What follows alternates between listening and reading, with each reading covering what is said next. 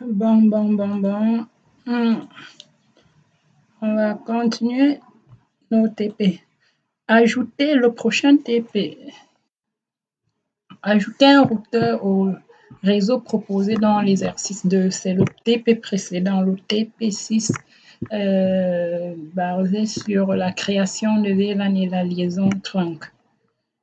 Et connecter le au switch 2 via, on a dit ajouter un routeur au réseau proposé dans l'exercice 2 et connecter-le au switch 2 via les interfaces gigabit Ethernet du commutateur et du routeur. On obtient le schéma ci-dessous. Voici, je vais juste ajouter un routeur. Là, j'ajoute mon routeur 2911. Le voici, j'utilise les interfaces gigabit Ethernet. Non, gigabit Ethernet.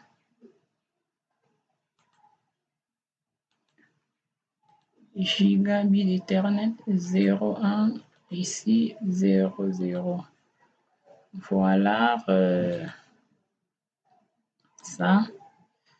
Donc, je laisse la partie ci être déjà configurée. Le VLAN 2 et les VLAN 2 et 4 ont été créés. Les machines sont déjà dans les VLAN. Cette liaison, elle est grande, genre, il y a la communication entre les VLAN. On peut essayer. Tout a été fait au TP précédent. Là, entre là et là, ça passe. Entre ça et ça passe, voilà. Donc, tout était bon.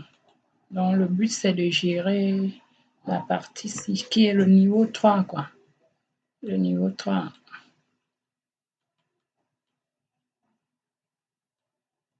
Le niveau 3, on dit configurer le routage inter-VLAN pour assurer la communication entre les autres des VLAN 2 et VLAN 4. Donc, le but ici, ce qu'on veut ici, c'est de permettre le routage entre les deux VLAN. Donc, nous voulons que les PC2 et P4 puissent communiquer avec les PC1 et PC3. C'est ce qu'on appelle routage inter-VLAN, communication entre deux VLAN différents. Sous-interface VLAN 2, voici son sous-interface. Pour le VLAN 2, c'est le 2.6/29. Sous-interface VLAN 10. Bon, pour me rattraper par rapport à ce que j'ai fait, je vais vraiment essayer de revenir et créer les VLAN 2 et 4. C'est important. Je viens là. Je reviens Enable. Moi, je vais travailler avec les deux là. Enable conf terminal. No VLAN. No VLAN 20. Maintenant, j'ai supprimé les VLAN 10 et je crée maintenant VLAN 2. Name. Commerce.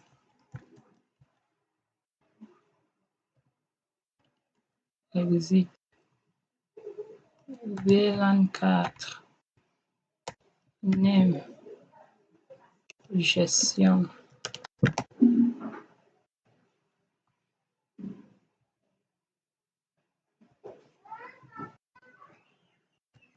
And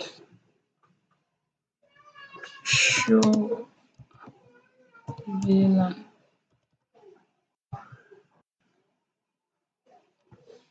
Voilà les 2 et 4. Bon, moi, je vais directement ajouter l'interface. Comme je suis sur le switch 1, je vais ajouter l'interface 02 à ce VLAN, c'est-à-dire le PC3 au VLAN 2. Interface, face Ethernet, 0/2. Switch port mode access. Switch port access VLAN 2.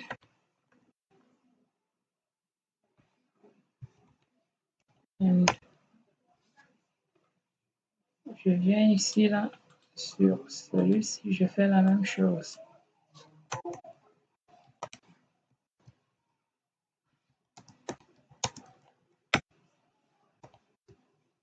No VLAN 10. No VLAN 20. VLAN 2. Donc, no VLAN 10, c'est pour supprimer le VLAN 10 que j'avais créé. No VLAN 2, 20, c'est pour supprimer le VLAN 20. Maintenant, je crée les VLAN 2 et 4. Name, commerce,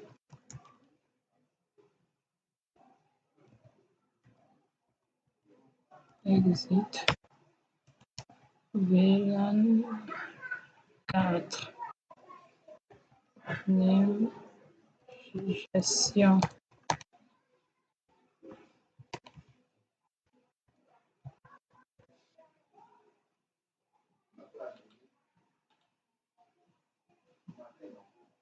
Voilà, je vais vérifier sur les ports Crenshaw, interface 36, ça a marché. Oui, le cran, comme je l'avais déjà créé, ça marche. Donc, je pense qu'il n'y a pas de problème, ça va fonctionner. Bon, je fais la même chose ici, là.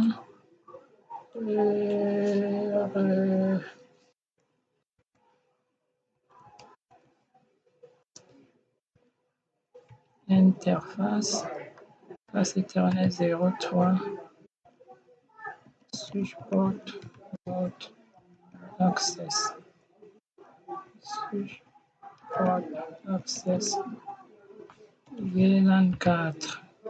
Donc, ceux-ci sont dans le VLAN 4. Ils sont dans le VLAN 4, y compris PC4 aussi dans le VLAN 4. À travers leur interface, face Ethernet 03. Interface face Ethernet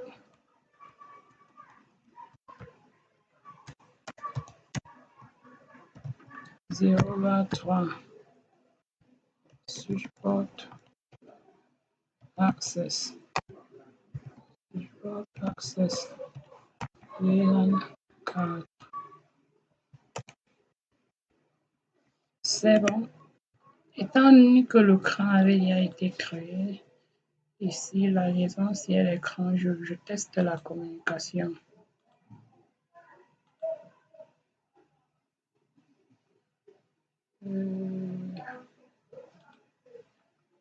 Je vais patienter. Bon.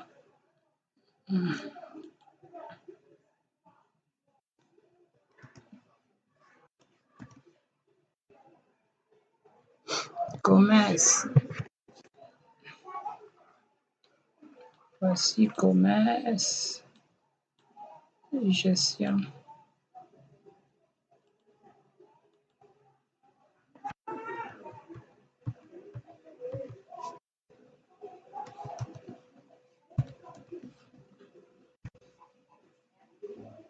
Ah, ici, j'ai pas ajouté l'autre.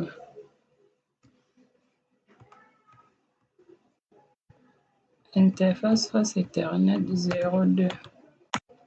Switch port mode access. Switch port access VLAN 2. C'est bon. C'est bon.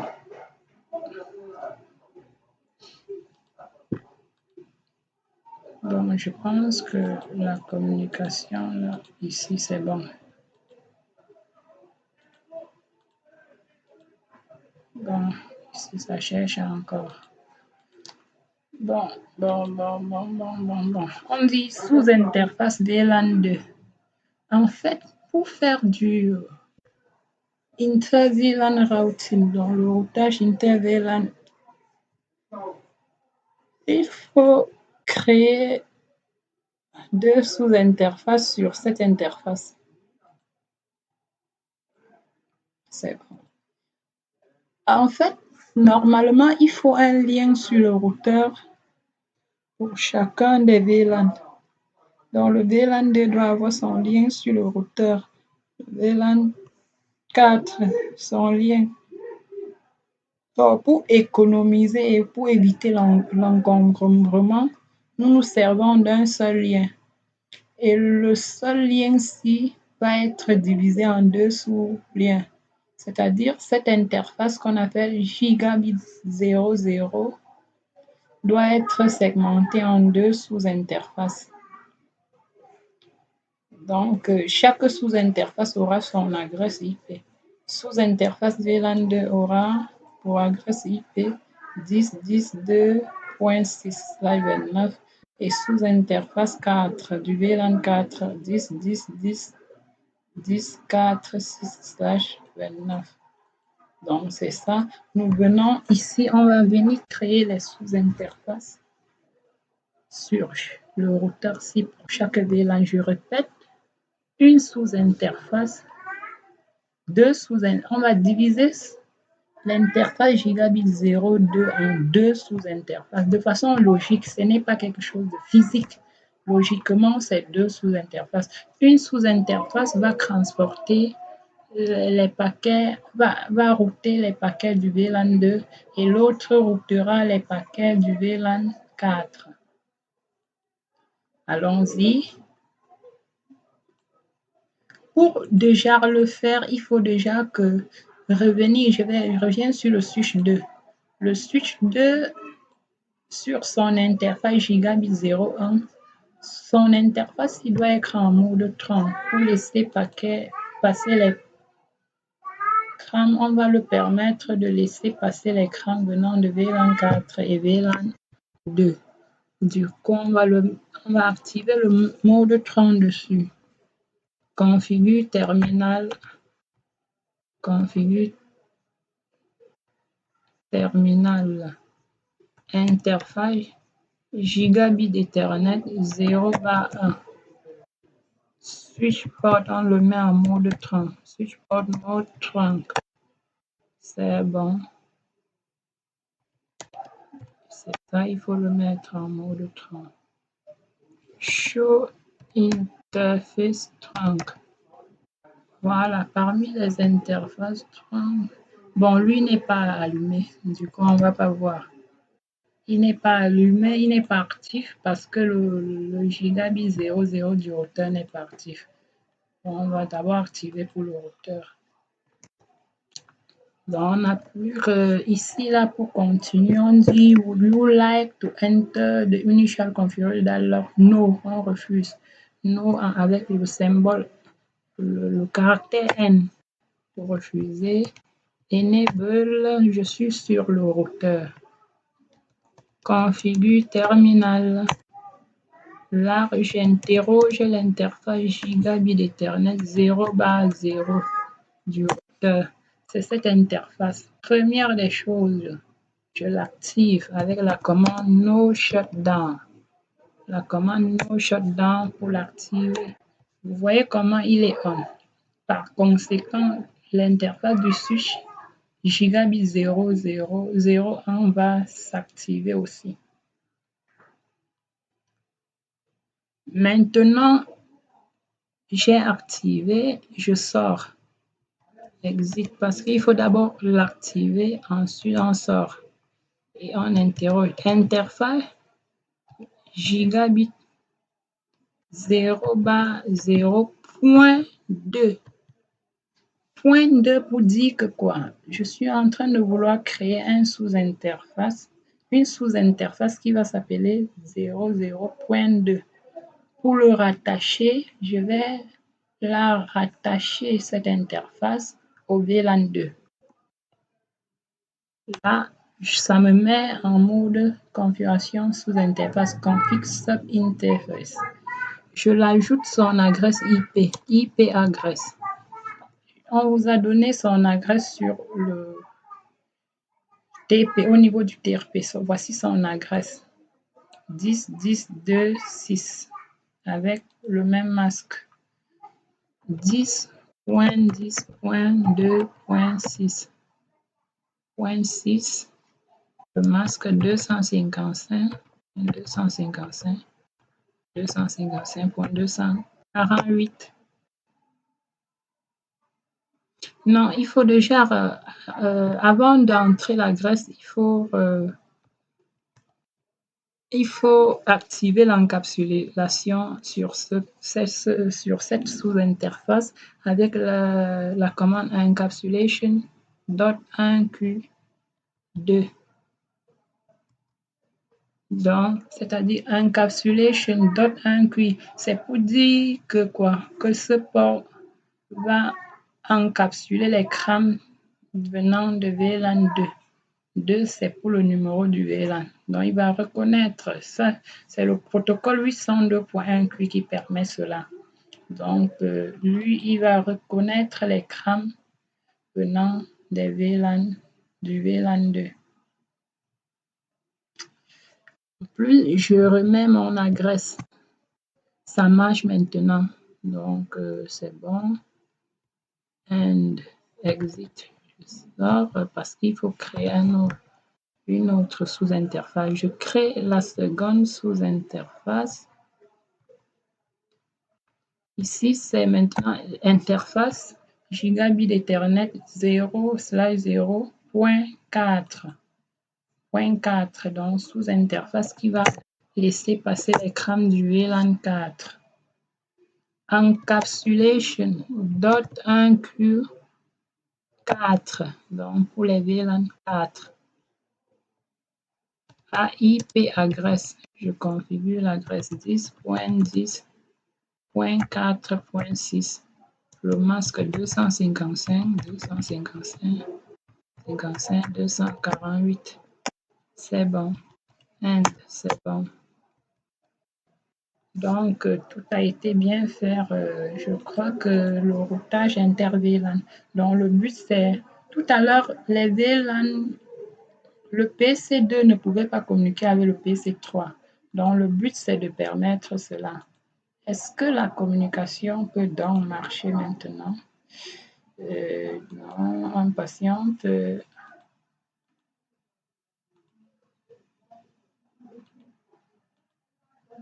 Patiente. Est-ce que c'est bon?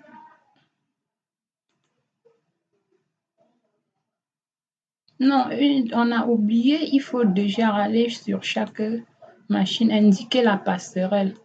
La passerelle pour les VLAN 2, pour les VLAN 2, la passerelle, c'est la sous-interface 10 d'adresse 10.10.2.6. Donc, la première sous-interface, celle-ci, c'est la passerelle des VLAN 2. Donc, il faut indiquer la passerelle pour leur demander de passer, pour permettre au routeur de gérer les crams qui doivent aller d'un VLAN à un autre. Je viens ici, j'ajoute la passerelle là, pour permettre pour leur indiquer le chemin pour quitter du VLAN courant à l'autre VLAN. 2.6, même passerelle puisqu'ils partagent le même VLAN. Je viens là pour les VLAN 4. Voici leur passerelle. Ici, la passerelle 10, 10, 4, 6. J'ajoute Default Gateway. 10.10.4.6. C'est bon. Je viens là, j'ajoute sa passerelle. 10.10.4.6. C'est bon. Est-ce que c'est bon?